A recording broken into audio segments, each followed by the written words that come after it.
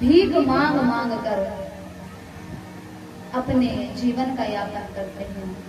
और मेरा मित्र ऐसा है कि ये आजीवन ऐसे ही अपना जीवन यापन कर लेगा, पर कभी भी मेरे पास नहीं आएगा।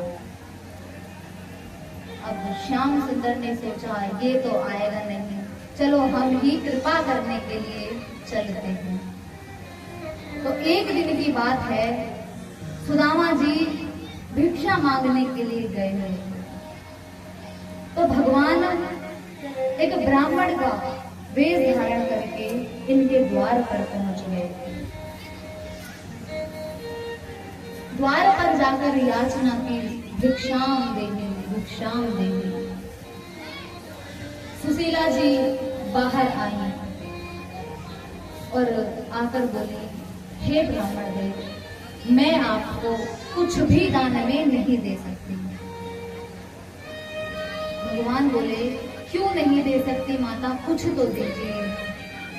तो ये कहते हैं, प्रभु मेरे घर पर सूतक लगा है। अब भगवान बोले, इनके घर कोई संतान नहीं हुई तो सूतक कहां से लग गया। तो माता सुशीला देवी कहती हैं, मेरे यहाँ पर दरिद्रता नाम की कन्या ने जन्म लिया है और इसलिए महाराज मेरे घर पर सूतक लगा है। भगवान बोले, चलो सूतक लगा है तो कुछ दिनों में हट जाएगा, फिर से आ जाएंगे। माता कहती है, प्रभु ये सूतक कभी नहीं हटेगा, सदैव हमारे ऊपर ये सूतक लगा ही रहे। अब भगवान बोले, हमने सुना है तुम्हारे जो पति हैं उनके मित्र द्वारकाधीश हैं। देवी बोली, हमें कभी हमारे पति ने बताया ही नहीं। श्याम सुंदर इन्हें सलाह दे करके जाते हैं कि अपने पति से कहो कि एक बार जाकर अपने मित्र से मिल आए, वो करुणा निधान है, वो कृपा करेंगे और तुम्हें कुछ धन दे देंगे जिससे तुम अपने परिवार का पालन पोषण आराम से कर सकती हो। ऐसा कह करके भगवान चले गए। ये सुदामा जी जो है वो सदैव कृष्ण को याद करते रहते हैं, पर कभी मांगते कुछ नहीं है और कभी मिलने भी नहीं गए।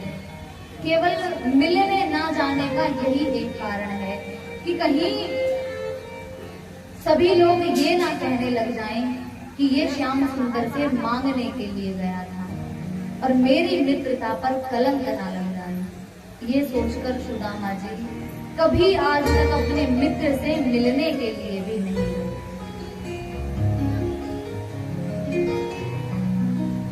आज के समय की क्या स्थिति है?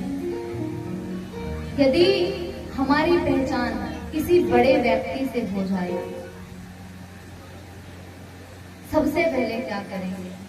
उसके साथ फोटो खिंचवाएंगे ताकि हम सबको दिखा दिखा कर बता सकें कि देखो उस फलाने व्यक्ति से हमारी घनिष्ठ मित्रता है, हमने उनके साथ फोटो भी खिंचाया है, बहुत अच्छे से जानते हैं उन्हें। महाराज सामने वाले के पद का हम बहुत अच्छे से फायदा उठाना जानते हैं। पर सुदामा जी का स्वभाव ऐसा है, उनके जो मित्र हैं वो द्वारका के राजा हैं, लक्ष्मी जी के पति हैं, तब भी उन्होंने कभी उनसे कुछ भी नहीं मांगा। यहाँ तक कि अपनी पत्नी को भी कृष्ण के बारे में कुछ नहीं बताया। कहते हैं जो भगवान से प्रेम हो उसे सदैव छिपा करके रखना चाहिए। प्रेम को जितना छिपाया जाएगा वो उतना अधिक बढ़ेगा और धन को जितना अधिक छुपाया जाएगा वो उतना ही उसकी दुर्गति होगी। दुर्गति यानी वो बेकार बेकार के कामों में लगकर कब खर्च हो जाएगा आपको पता भी नहीं चलेगा। इसलिए धन को सदैव सुंदर सुंदर आयोजनों में भगवान के लिए अनेक अनेक प्रकार से दान करते रहना चाहिए और प्रेम को छिपा कर रखना चाहिए। एक वर्ग को जो संसार का प्रेम है उसे आप सबको बता सकते हैं, लेकिन जो हमारे प्रभु से भगवान से प्रेम होता है उसे कभी नहीं बताना चाहिए। बताने से वो प्रेम कम हो जाता है। भक्ति और प्रेम छिपा करके रखने का विषय है, सबको बताने के नहीं। कहते हैं बड़े बढ़ाई ना करें, बड़े न बोले बोल, और हीरा मुख से ना कहे लाख टका मेरो मोल। ये जो अपने आप को विद्वान साबित करने में कह कर लगे रहते हैं, देखो हम इतनी पूजा करते हैं, महाराज सुबह को भी दीपक लगाते हैं, शाम को भी लगाते हैं, और जितनी पूजा करते हैं और ज्यादा बढ़ा चढ़ा कर बताते हैं, वो गलत है, नहीं बताना चाहिए। भक्ति को जितना छुपा कर रखोगे उतना उसमें और आनंद आएगा और भगवान के प्रति आपका प्रेम लगन और बढ़ेगा। अब इधर जब सुदामा जी भिक्षाटन करके घर आते हैं तब सुशीला जी ने आज अपने पति से पूछ ही लिया, बोली आप एक बात बताइए, हमने सुना है कि जो द्वारकाधीश श्री कृष्ण हैं वो आपके मित्र हैं और आपने हमें कभी बताया ही नहीं। प्रभु आप चाहते क्या हैं? यदि एक बार आप उनसे मिलने के लिए चले जाएंगे तब क्या अनिष्ट हो जाएगा? कम से कम वो आपको कुछ धन दे देंगे और हमारा जीवन यापन आराम से होगा। सुदामा जी बोले, देवी इसीलिए मैंने आज तक तुम्हें कभी नहीं बताया। मैं नहीं चाहता कि मैं भगवान के द्वार पर जाऊं, और किस लिए जाऊं? मांगने के लिए। इससे मेरी मित्रता पर कलंक लग जाएगा। मैं कोई ऐसा कार्य करना ही नहीं चाहता।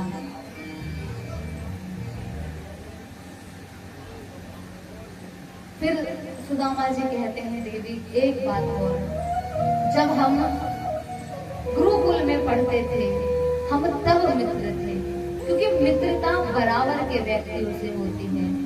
अब वे द्वारका के राजा बन गए और मैं गांव में रहता हूँ। मैं कितना गरीब हूँ, मेरे पास धन नहीं है।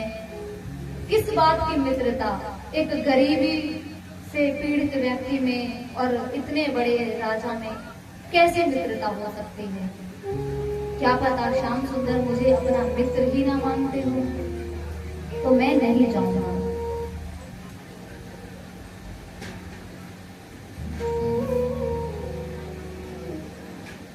अच्छा, हम सभी ने ये कहावत, ये कहानी सुनी है कि जो ये सुदामा जी थे वो गरीब क्यों हुए? क्योंकि इन्होंने कन्हैया के हिस्से के चने खा लिए थे और दूसरे के हिस्से का खाने से इन्हें दरिद्रता प्राप्त हुई, और कृष्ण ने इन्हें श्राप दिया था कि तुमने मेरे हिस्से के चने खाए इसलिए तुम दरिद्र हो जाओगे। लेकिन अभी मैंने कुछ समय पहले किसी संत के मुख से सुना था कि जब सुदामा जी और कृष्ण कन्हैया अपने गुरुजी के आश्रम में विद्या अध्ययन कर रहे थे, और जो इनकी गुरु माता हैं उन्होंने इन दोनों को वन में लकड़ियां लाने के लिए भेजा था। भेजने से पहले 2 पोटली में चने बांधे थे, क्योंकि ये दोनों जब वन को जाएंगे, लकड़ियां लेकर आएंगे, इन्हें भूख लगेगी, इसलिए ये चने में इन्हें खाने के लिए दे देंगे। लेकिन तभी आश्रम पर भृगु ऋषि आ गए और आकर के उन्होंने भिक्षा की याचना की। अब गुरु माता ने सोचा, इस समय आसन पर कोई अन्न नहीं है, सब कुछ समाप्त है, केवल ये 2 ही पोटली चने बचे हैं, और यदि ये भी मैंने इन ऋषि को दे दिए तब ये दोनों बेचारे बालक क्या खाएंगे। ये सोच करके फिर सोचा कि यदि मैंने ऋषि को दान नहीं दिया तो ये तो महात्मा है, यहाँ नहीं तो आगे जाकर कहीं ना कहीं इनकी व्यवस्था हो ही जाएगी, लेकिन ये दोनों बालक भूखे रह जाएंगे। ये सोचकर आज गुरु माता ने भृगु ऋषि को मना कर दिया कि आश्रम पर अन्न है ही नहीं प्रभु, तो मैं आपको क्या दूं, आप कृपा करके फिर से कभी दोबारा पधार जाना। ऐसा सुनकर ये भृगु ऋषि आश्रम से थोड़ा दूर चले गए। संयोगवश ऋषि ने सोचा, क्या ये माता झूठ बोल रही है? क्या आश्रम पर इतना भी अन्न नहीं है कि ये हमें दान में दे सके? जरा देख तो ले, झूठ बोल रही है कि सत्य बोल रही है। अब जब भृगु जी ने नेत्र बंद करके देखा महाराज, तो उन्हें वो 2 पोटली चने की दिखाई दे गई। भृगु जी को क्रोध आ गया, बोले, इन 2 बालकों के कारण माता ने मुझसे झूठ बोला और कहा कि आश्रम पर अन्न ही नहीं है। संयोगवश जहां पर खड़े होकर भृगु जी ये बातें अपने मन में विचार कर रहे थे, वहीं पर एक वृक्ष के नीचे तुलसी का वृक्ष था, और वहां पर तुलसी दल लेने के लिए सुदामा जी तुलसी दल तोड़ रहे थे। प्रभु जी ने जब ये दृश्य देखा कि माता ने जानबूझकर 2 बालकों के चलते हमें मना कर दिया, आज प्रभु जी ने क्रोधित होकर श्राप दे दिया। कहा कि वे 2 पोटली चने जो रखे हैं उन्हें जो भी कोई खाएगा वो आजीवन दरिद्रता को पाएगा, उसके घर से समस्त लक्ष्मी चली जाएगी। ये बात सुदामा जी ने सुन ली। वो भागते भागते आश्रम की तरफ गए, जाकर आवाज लगाई, गुरु माँ कहाँ है, गुरु माँ कहाँ है। इतने में ही गुरु माँ आ गई। गुरु माँ ने उनकी पूरी बात नहीं सुनी और कहा, देखो सुदामा, ये 2 पोटली मैंने चने बांधे हैं और कृष्ण वन के लिए चला गया है। मैंने उससे भी कह दिया है कि तुम्हारे रिश्ते के चने सुदामा लेकर के आ जाएगा और तुम दोनों मिल बांट करके खा लेना। अब सुदामा जी ने मन में विचार किया, यदि मैंने ये बात गुरु माँ को बता दी तब परिणाम क्या होगा? ये चने फिकवा दिए जाएंगे, फिकने के बाद ये दोबारा अंकुरित हो जाएंगे, फिर इन्हें कोई खाएगा तो वो दरिद्रता को प्राप्त होगा। इसीलिए सुदामा जी ने किसी से कुछ नहीं कहा और वे दोनों पोटली लेकर के वन को चले गए। अब सुदामा जी को पता था कि इस पर भृगु ऋषि का श्राप लग गया है। महाराज, जो हमारे श्याम सुंदर हैं वो वृक्षों पर चढ़ने में अभी निपुण नहीं हुए हैं, तो सुदामा जी इस बात का फायदा उठाकर एक ऊंचे से वृक्ष की चोटी पर जाकर के बैठ गए और जाकर के चने पाना प्रारंभ कर दिए। कन्हैया ने रोका, रुको रुको, मेरे हिस्से के मत पा लेना, मैं भी आ रहा हूँ। आज सुदामा जी चने खाते जा रहे हैं, रोते जा रहे हैं और कहते हैं, मित्र तुम सदैव खुश रहो, तुम्हारे घर पर लक्ष्मी सदैव खेलती रहे, ये मेरी मित्रता का तुम्हें उपहार है। सदैव खुश रहो, बस मुझे यही चाहिए। कृष्ण गए सुदामा के पास वृक्ष पर, जाकर बोले मेरे हिस्से के चने दो। सुदामा जी बोले आज मैंने तुम्हारे हिस्से के चने खा लिए, चनों के साथ साथ तुम्हारे जीवन की जो कठिनाई थी वो सब भी मैंने ग्रहण कर ली। कन्हैया को कुछ समझ में नहीं आ रहा ये क्या कह रहे हैं। सुदामा ने कन्हैया को हृदय से लगा लिया। अब यही बात हमने अभी कुछ समय पहले एक संत के मुख से श्रवण की थी। इधर सुदामा जी की पत्नी ने सुदामा जी को बहुत समझाया। फिर सुदामा जी बोले मित्र के यहाँ पर कभी खाली हाथ नहीं जाना चाहिए। मेरे पास उन्हें देने के लिए कुछ भी नहीं है, मैं क्या लेकर के जाऊं। तो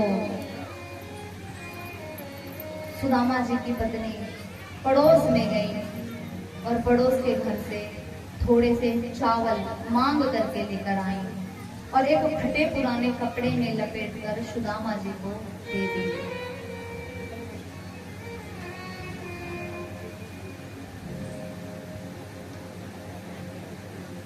सुदामा जी उस चावल की पोटली को लेकर के चल दिए।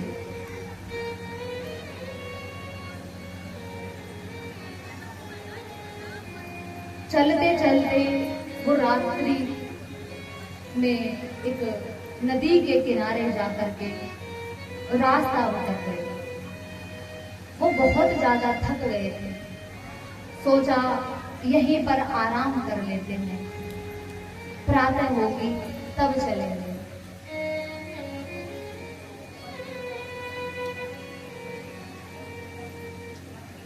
महाराज जब भगवान ने देखा मेरा मित्र थक कर नदी के किनारे पर लेट गया है, तुरंत श्याम सुंदर ने कृपा करी और रातों रात सुदामा को वो नदी पार करवा करके द्वारका पहुंचा दिया। भगवान तो खुद कहते हैं तुम मेरी तरफ एक कदम बढ़ा तो सही, तू एक कदम बढ़ाएगा तो मैं तेरी तरफ 4 कदम बढ़ाऊंगा। इधर जब प्रातः हुआ, सुदामा जी के नेत्र खुले तो सुदामा जी सोए थे नदी के किनारे पर और नेत्र खुलते ही पहुंच गए द्वारका नगरी। अब इन्होंने देखा ये नगर कहां से आ गया, कौन सा नगर है। वहां पर ही किसी व्यक्ति से पूछा, तब पता चला कि ये द्वारका नगरी है। अब तो महाराज सुदामा जी इतने खुश कि वहीं खड़े खड़े नाचने लगे। फिर सुदामा जी ने पूछा कि कृष्ण का महल कहां पर है। तब वहां पर खड़े किसी सज्जन ने कृष्ण के महल का रास्ता बता दिया।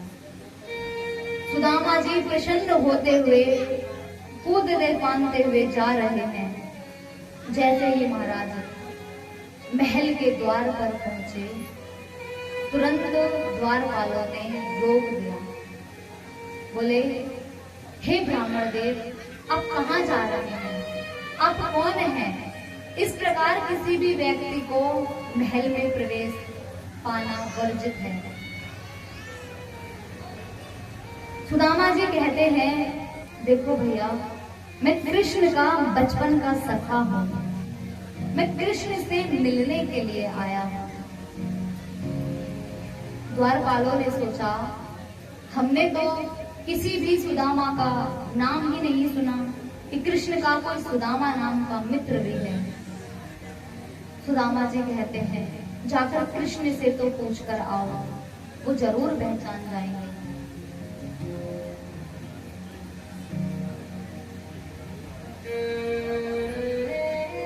सुदामा जी द्वारपालों से बहुत अनुरोध करते हैं और कहते हैं, अरे द्वारपालों कन्हैया